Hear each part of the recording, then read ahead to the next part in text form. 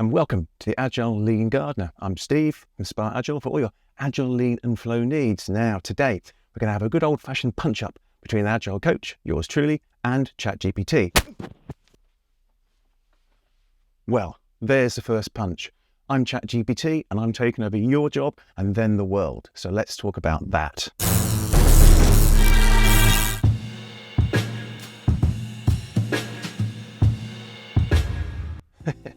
With all the hype over ChatGPT and now Google Bard, I think a lot of us are starting to get worried about AI taking over our Scrum Master and coaching roles. But should we be worried? Yes, you should. Well, let's find out. Firstly, there's no doubt that AI technologies such as ChatGPT and Google Bard are here to stay, or they increase their performance and efficiency over time.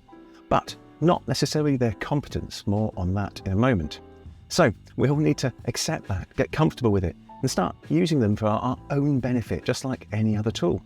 But can we all try and stay calm and relaxed? It's a new technology, and this can naturally make many of us feel unsettled and anxious.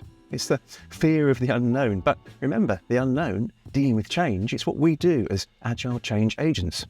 It's a disruptor in the market, and history tells us you ignore a disruptor at your peril. Just ask Nokia, Blockbusters, or Toys R Us. So, get to know AI, how it works, and what it can do and can't do for you. However, I do think people automatically believe the answer ChatGPT gives is correct because it presents it so confidently. But the answer given is very often incorrect. And in fact, the question being asked is often wrong in the first place. And that last point is extremely important. I'll pick up on that shortly. Now, have you heard of Rodney Brooks? He's an Australian roboticist, fellow of the Australian Academy of Science, author, and robotics entrepreneur, most known for popularising the actionist approach to robotics. Now, in 2017, he wrote a very famous article, The 7 Deadly Sins of AI Prediction. I'll put a link to that in the description below, and I highly recommend that you give it a read. Now, I'm only going to talk about one of these deadly sins. It's the third one, mistaking performance for competence. In humans, when we see someone perform well in a task, for example, demonstrating a feature to clients, perhaps at the sprint review, we generalize about their competence in the area that they discuss. We have a good idea about what else they can do, and we form a judgment based on that. And we're so used to doing this, it's an almost unconscious automatic part of our behavior. And because of this, it's very tempting to do the same with AI, but that would be a very big mistake.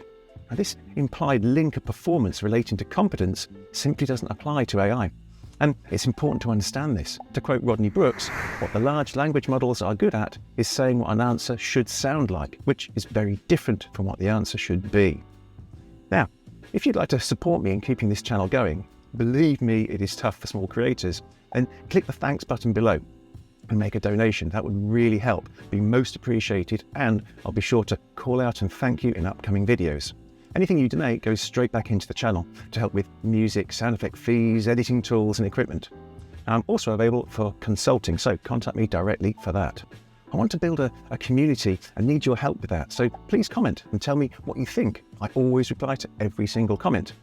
I tell you, if there's one thing I'm fed up of saying, it's please like and subscribe. But over 70% of you watching aren't subscribed, so click that subscribe button now, it is totally free.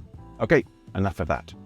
Now, when you ask ChatGPT a question, even when you have a well-structured prompt, it provides the answer so quickly and with complete confidence that it is so believable. But half the time, after trying out ChatGPT's suggestions, and it doesn't work, you will ask again and gives you a completely different answer. This isn't intelligence, it's not interacting. It's just looking at the answer. These AIs don't have an underlying model of the world. They have no connection. So, it's very important to understand this and not to take suggestions from AI at face value.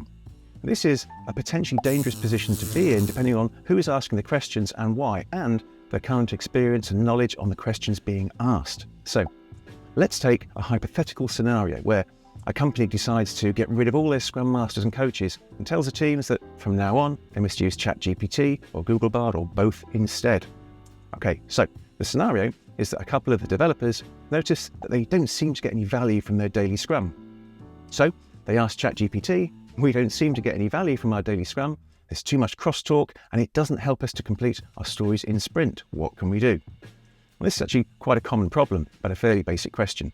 Now, ChatGPT relies quickly and confidently as usual with a number of suggestions. But these suggestions are just stock answers, such as define the time box, focus on impediments, discuss at the retrospective, assign a facilitator, establish a speaking order, stick to 3 questions, and create a team working agreement. Now, that last suggestion, create a team working agreement, is a good idea, but actually none of these suggestions come close to the actual problem the team are experiencing. An experienced Scrum Master or coach would have observed this problem already by having context and from real interaction, communication and collaboration with the team, wider stakeholders, leadership and clients. And because they've been in this situation before, are able to define the actual problem. In this hypothetical example, the issue is that the Scrum team don't have a product vision, product goal and sprint goal. And this results in the team taking a load of work items into sprint, often unrelated to each other, and focusing on trying to get everything done in sprint. Whereas, if they were able to coalesce around a single goal in sprint, they would find it much easier at the daily Scrum. Because the priority is centered around a single thing, such as build the basic structure of our website, rather than all the individual stories.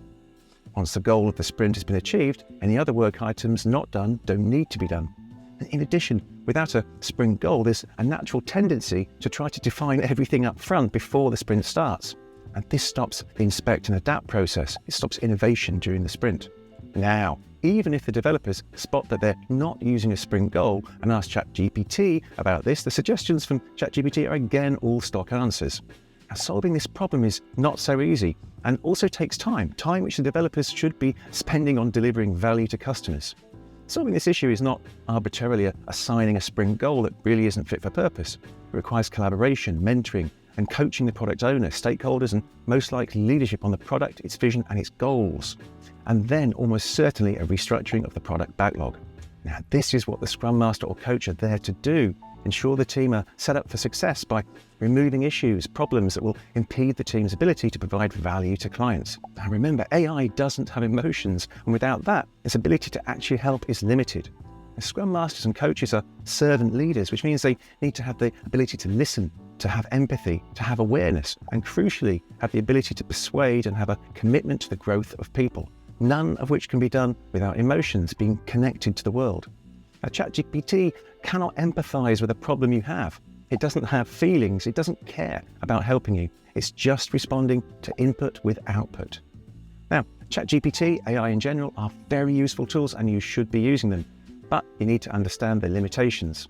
And that in order for them to be of any use in our world, Scrum Masters and Agile coaches, then you need to know the right questions. And this comes from experience, interactions, and context. Without that, then you risk asking the wrong question, acting on the answer, and going down rabbit hole after rabbit hole, making the situation worse, and getting further away from the solution.